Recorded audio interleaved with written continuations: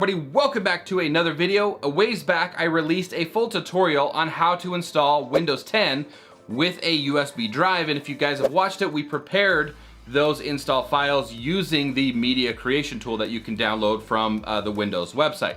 So this video, I wanted to go a little bit more in depth on that because we briefly touched on it in that tutorial, but I wanted to give you guys another kind of like supplemental video or a video that will go in tandem with that tutorial in case you need a little bit more in depth or a secondary option in case the media creation tool doesn't work for you. So we're gonna go ahead and cover that. Again, we're gonna be using the media creation tool with this one, and we're also gonna be using a secondary software called Rufus that we can use to prepare those install files. So let's go ahead and just jump right in. We're gonna start off with the media creation tool first, just because you can use it for a few different reasons. You can use it to either upgrade the PC, you can use it to create the bootable USB through the creation tool itself, or you can also use it to create an ISO file, which you can use a little bit later on. So the first thing that we're gonna do is you're gonna want to navigate to this website up right here. I will go ahead and post that link in the description for you guys. And then once you've got that page loaded, you're gonna wanna click on where it says download tool now. Once you've done that, or once it's finished downloading, you're gonna come down and run that exe. It's an exe file called Media Creation Tool, and it's going to give you a UAC prompt. You're gonna want to go ahead and click yes, and it's going to fire up the tool itself. You can see right here, if we minimize this window, it's gonna say getting a few things ready. Once it's gone through the getting Windows or getting everything ready, you're gonna want to go through. If you want to read all this, you can go for it, but we're just going to go ahead and choose accept. And so we're going to go actually choose the second option where it says create installation media using a USB flash drive, a DVD, or ISO file for another PC. So we're going to go ahead and choose that radio dial, and then we're going to go ahead and click on next. Select language, architecture, and edition. Language, edition, I'm just going to leave everything as default. You're going to want to select what is recommended for you. It's probably going to automatically select this for you where it says use the recommended options for this PC. The use the recommended options for this PC selected, and click next.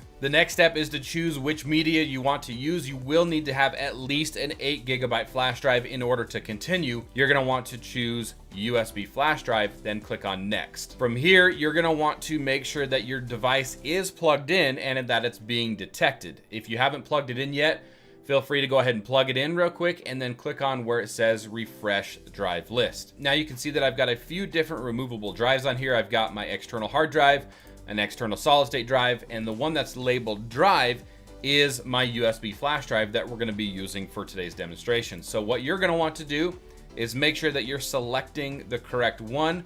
Otherwise, if you do select the incorrect one, it will erase the data when it does prepare the install media. So once you've chosen your drive, you're gonna want to go ahead and click on next. It's again gonna go through getting a few things ready, and it's going to start downloading the Windows 10 files, and then it's going to install those or create that install media on your USB flash drive. Once the flash drive is ready, you're gonna get this message where it says your USB flash drive is ready, and from here you can click on finish.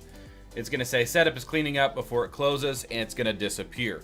At this point, you can then take this USB drive and follow the tutorial that I've created. And again, I'll link that video up there in the top right-hand corner that you can install Windows 10 on your new machine, or if you're just reinstalling. The next method that I'm going to be showing you today is a software called Rufus, and this allows us to take an ISO file and either burn it or create a USB bootable device. So what you're going to want to do is navigate over to rufus.ie. Again, link to the website is down in the description in order to download this software. Once you've gone onto the website, you're going to want to scroll down here to about where the tan download box is right there. And you're gonna want to download the latest version. In this case, it's a Rufus 3.11. I'm gonna go ahead and click on that. It's going to download it, and you're gonna want to run that file. So if we run that, you're gonna get, again, a UAC prompt. You're gonna want to click yes on the UAC. And from here, it's gonna open up software that looks like this, where it has drive properties, device boot. We'll cover this here in just a moment. But what you're gonna want to do is have an ISO file in order to use this software. Here's where the media creation tool comes into play once again. If you have the media creation tool, great. You're gonna want to create an ISO file. We'll run through that real quick here in just a moment. If you've skipped ahead to this part of the video, you're going to want to navigate over to, again, the link in the description that allows you to download the media creation tool, and then you're going to want to scroll through the steps until you get to choose a media style device. So again, we're going to go through the setup here, click accept, getting a few things ready. Again, what do you want to do? We're going to click on create installation media and click next. We're going to leave the recommended options for this PC and click next again. And then instead of choosing the flash drive, you're going to want to choose ISO file, and once again, click next. It's going to open up a save location box. We're just going to save this immediately to the desktop, and we'll just call it the Windows 10 ISO. You can name it whatever you want. Just remember what you named it and where you put it for when we go to navigate with Rufus on where to find that ISO file. So we're going to click on save. Just a quick note, as I was going through editing the video, I realized I forgot to tell you guys, if you had your own ISO file, you can use that one in place of using the one that media creation tool would create. Again, getting a few things ready, and it's going to go through the process of downloading and creating that ISO file so we can come back and use it within the Rufus software. Once that's finished, it'll say burn the ISO file to a DVD. Again, you can do that, or in this case, we're going to be creating that USB drive. So what we're going to do is we're going to go ahead and click on finish. And again, instead of us cleaning up, now we've got it taken care of, and we're going to be going back to the Rufus software in order to prep that file. So what you're going to want to do is choose your device. Again, you're going to want to make sure that your USB device is plugged in. And if it's not, you may have to reboot the Rufus software. And then disk or ISO image, you're going to want to make sure that option is selected. And then we're going to click on select.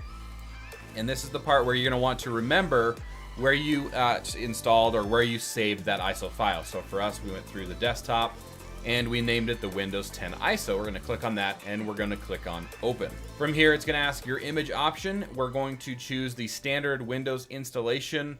If you have any specific scenario where you need to select the Windows to go, I'm not sure on the difference between the two, so I would just recommend defaulting to standard Windows installation. Partition scheme, you're going to want to choose the GPT, as that is the newer technology, but for any reason, if it's giving you some grief when you're trying to install it, you can choose the MBR, which will allow you to choose the BIOS. This is more like a legacy setup. So if you're having some trouble with the UEFI, you may want to try the MBR with the target system of BIOS. Otherwise, again, leave it on GPT and leave it on the UEFI non-CSM. Again, you can name it whatever volume label that you like. You're gonna want to leave the file system to FAT32. That one works just fine, which is default.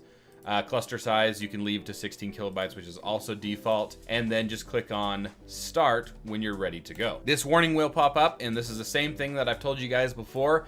If there is anything on this drive that you want to save, do not click OK.